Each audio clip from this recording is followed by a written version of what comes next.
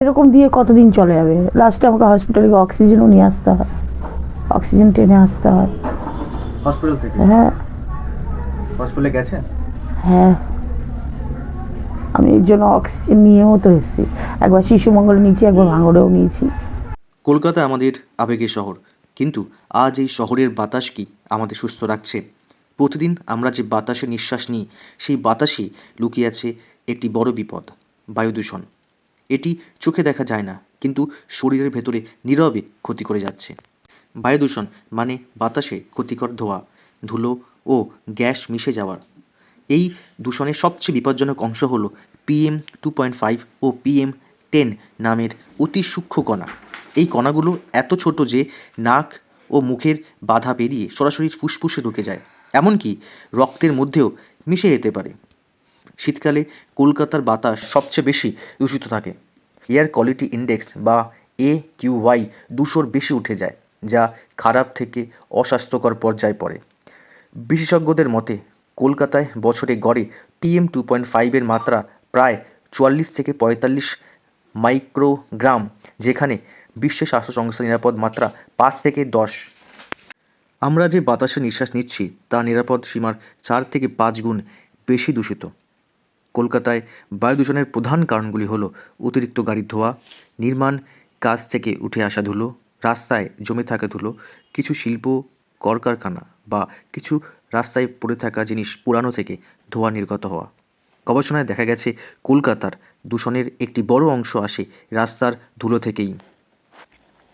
এই দূষণের প্রভাব শুধু কাগজে কলমে নয়, এর প্রভাব পড়ছে মানুষের দৈনন্দিন জীবনে। মানে আমরা যেখানে থাকি সেখানে একটার পর একটা বাড়ি, আর গাছপালাও তেমন নেই, যার জন্য পলিউশনটা বেশি। আপনার কি কষ্ট হচ্ছে? সেজন্য আমার এই বুকের ভিতরে একটা শাসা ভাব হচ্ছে, নাক দিয়ে নিঃশ্বাস নিতে গেলে একটা কষ্ট হচ্ছে। আমার সমস্যা হয় বাইরে বেরোতে যে ধুলোবালি এত বেশি, তার ফলে আমার শ্বাসকষ্ট হয়, অ্যালার্জি এসে যায়। ঘরে মানে সবসময় বেরোই না, ঘর বন্ধ করে বসে থাকি, তাতে আমার অনেক শ্বাসকষ্ট বেশি হয়। P2.5 যদি শ্বাসনালী দিয়ে ভিতরে প্রবেশ করে এবং সেটা যদি রক্ত প্রবাহে মিশে যায়, তখন সেক্ষেত্রে নানান ধরনের সমস্যা দেখা যায়। যেমন হচ্ছে শ্বাস প্রশ্বাসের সমস্যা, অ্যালজাইমার, আরও নানান সমস্যা দেখা যায়, এমনকি ক্যান্সার পর্যন্ত হতে পারে। আর যদি P10 কথা বলি আমি, তাহলে P10 ক্ষেত্রে আমি এটা বলতে পারি সেটা হচ্ছে একটু বড় ধূলিকণা। মানে P2.5 যেটা ছোট ধূলিকণা, সেটা P10 হচ্ছে বড় ধূলিকণা। এবং এটা কিন্তু আবার শ্বাসনালীতে ঢুকে গেলে শ্বাস প্রশ্বাসে প্রচণ্ড সমস্যা হয়। 2010 সালে কলকাতার যে এয়ার কোয়ালিটি ছিল, আজ তা অনেক দূষিত হয়েছে।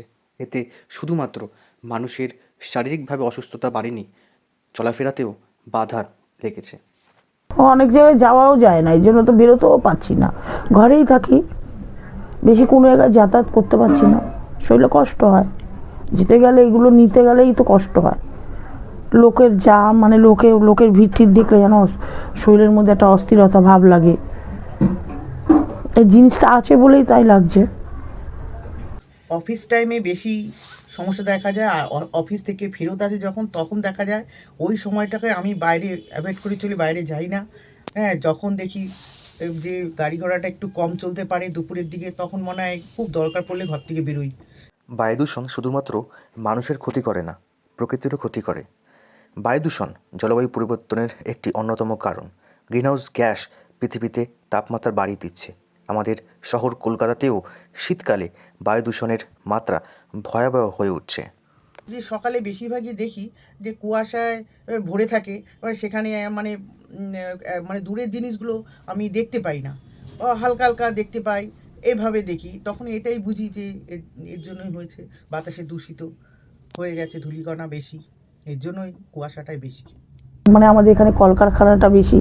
হ্যাঁ, গাড়ির যে ধোঁয়াগুলো এইগুলোও তো সহ্য করা দেয়।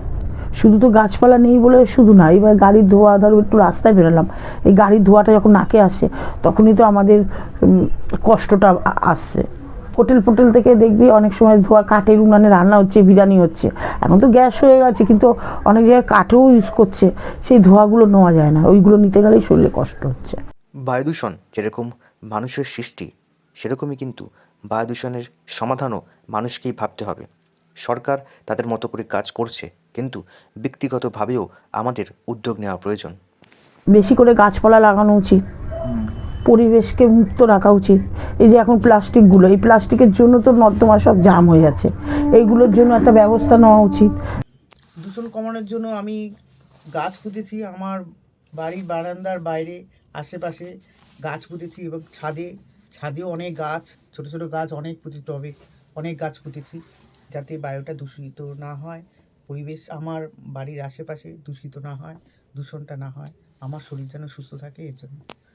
পাবলিক ট্রান্সপোর্ট বেশি ব্যবহার করা, যানবাহন রাস্তাঘাটে প্রাইভেট যানবাহন কম করা, গাছ বেশি করে লাগানো, বা আর ময়লা আবর্জনা প্লাস্টিক এই যত্রতত্র না পোড়ানো, এইগুলোই বেশি বেশি করে করা দরকার আছে আমাদের এখন।